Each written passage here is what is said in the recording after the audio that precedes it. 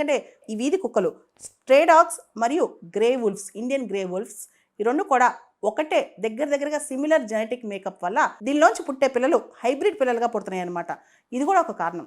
ఇవన్నీ పక్కన పెడితే ఏదైతే ఈ స్ట్రే డాగ్స్ ఉన్నాయో అవి అర్బన్ ఏరియాస్ నుంచి ఒక వైరస్ క్యారీ చేస్తున్నాయి, వాటి సెలైవాలో వాటిలో, కెనైన్ డిస్టెంపర్ వైరస్.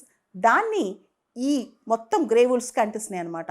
వీటన్నిటి కారణాల వల్ల గ్రే వుల్ఫ్స్ పాపులేషన్ అనేది బాగా డిక్లైన్ అవుతుంది.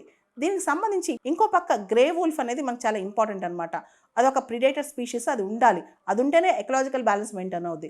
ఇంకో పక్క దాన్ని కాపాడాలంటే ఇప్పుడు ఈ స్ట్రే డాగ్స్ని ఏ విధంగా తప్పించాలనేదే పెద్ద ప్రశ్న అనమాట.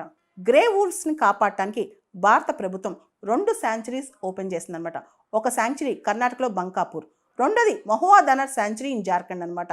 ఈ 2 శాంచురీస్ కేవలం grey wolf population, grey wolf జనాభా కాపాడటానికి. ఎందుకంటే గ్రే వుల్ఫ్స్ బాగా డిక్లైన్ అవుతున్నాయి, వాటి జనాభా బాగా తగ్గిపోతుంది కాబట్టి.